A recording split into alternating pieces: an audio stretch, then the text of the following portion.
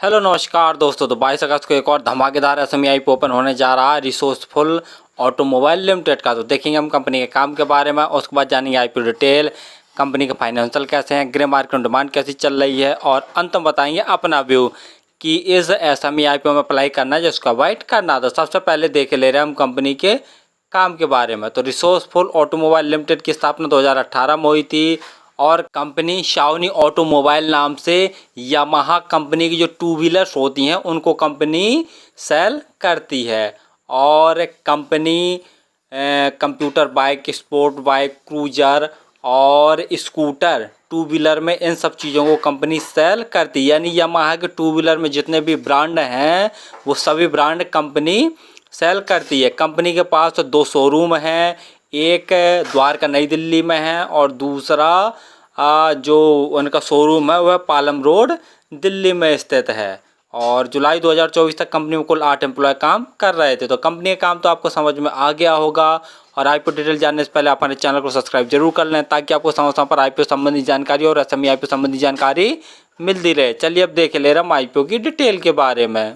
IPO 22 अगस्त को open होने जा रहा है और 26 अगस्त तक ये ओपन रहेगा। प्राइस बैंड 117 रुपये पर शेयर रखा गया है और 1200 शेयरों का एक लॉट है। टोटल इस 11.99 करोड़ का रखा गया, जिसके तहत पूरे फ्रेशेस अर्थात नए जारी कर रही है। अलॉटमेंट 27 अगस्त को आपको पता चल जाएगा और यदि आपका आईपीओ नहीं होता तो 28 अगस्त तक आपके पैसे रिफंड वापस आपके अकाउंट में आ जाएंगे। लिस्टिंग डेट 29 अगस्त रखी गई है। रिजर्वेशन में रिटेल भाइयों के लिए 50% का रखा गया है और अदर्स के लिए भी 50% का रिजर्वेशन रखा गया है। रिटेल कैटेगरी में यदि आप एक लॉट अप्लाई करते हैं तो आपको 1,40,400 रुपये खर्च करने पड़ेंगे और रिटेल कैटेगरी में एक ही लॉट अप्लाई किया जा सकता है। यदि एचएनआई कैटेगरी में अप्लाई करना चाहते तो कम से कम 2 लॉट अप्लाई करने पड़ेंगे, जिसके लिए आपको 2,80,800 रुपये खर्च करने पड़ेंगे। आईपीओ आने के पहले जिनकी प्रोमोटर होल्डिंग थी वो 100% थी। आईपीओ आने के बाद इनकी प्रोमोटर होल्डिंग 61.41% जैसी बचेगी।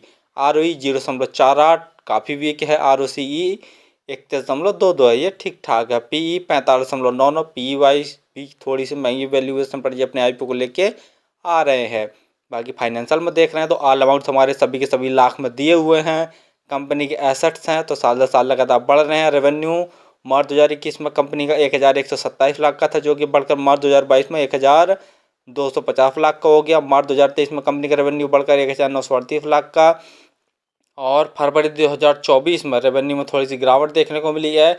1,723 लाख का ही कंपनी ने टोटल रेवेन्यू जनरेट कर पाया। उसके बाद प्रॉफिट आफ्टर टैक्स देखते हैं तो मार्च 2021 में कंपनी ने सिर्फ 0.1 लाख का नेट प्रॉफिट जनरेट किया था। उसके बाद मार्च 2022 में इनका प्रॉफिट बढ़कर 28 लाख का, मार्च 2023 में इनका प्रॉफिट बढ़कर 41 लाख का हो गया है।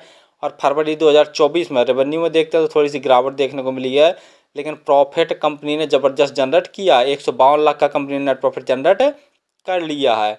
नेटवर्थ वो भी बढ़ रही है साल दर साल। रिजर्व कंपनी का मार्च 2021 में नेगेटिव था, जो कि अब फरवरी 2024 में 152 लाख का हो गया है। बोरिंग कंपनी के ऊपर मार्च 2021 में 269 लाख की थी, जो कि बढ़कर फरवरी 2024 में 992 लाख की हो गई है। तो ये कहीं ना कहीं बहुत नेगेटिव पॉइंट वाली बात है। कंपनी के ऊपर बोरिंग बहुत ज़्यादा है। जीएमपी ग्रे मार्केट प्रीमियम देखे ले रहे हैं तो 70 रुपये पर शेयर की ग्रे मार्केट में डिमांड निकल कर आ रही है और 1200 शेयरों का एक लॉट है।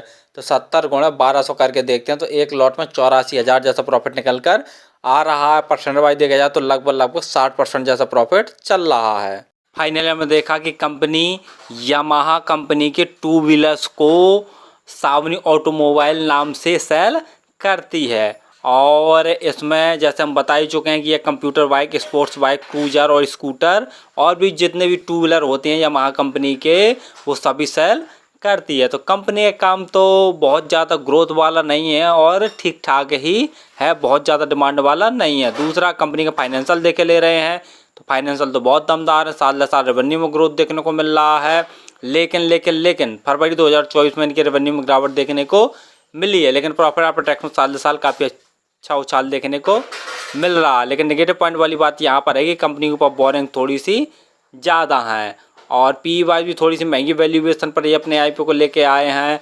बाकी ग्रे मार्केट में ठीक ठाक डिमांड निकल कर आ रही है। जैसा देख रहे हैं आज के नए एक लॉट में 84,000 जैसा प्रॉफिट निकल कर आ रहा है। तो यदि आप इस आईपीओ में अप्लाई करना चाहते हैं तो लास्ट डे ही अप्लाई करें। दो चीज़ें ज़रूर देख लें कि जो ग्रे मार्केट में डिमांड है वो इससे कम ना होने पाए, यानी लगभग 60% से ज़्यादा ही रहे और जो टोटल सब्सक्रिप्शन है वो भी लगभग 150 गुना से ज़्यादा हो जाए। और फिर भी किसी IPO या CME IPO में अप्लाई करें तो उस टाइम का एनालिसिस करके उस टाइम के रिस्क पर ही किया करें। धन्यवाद।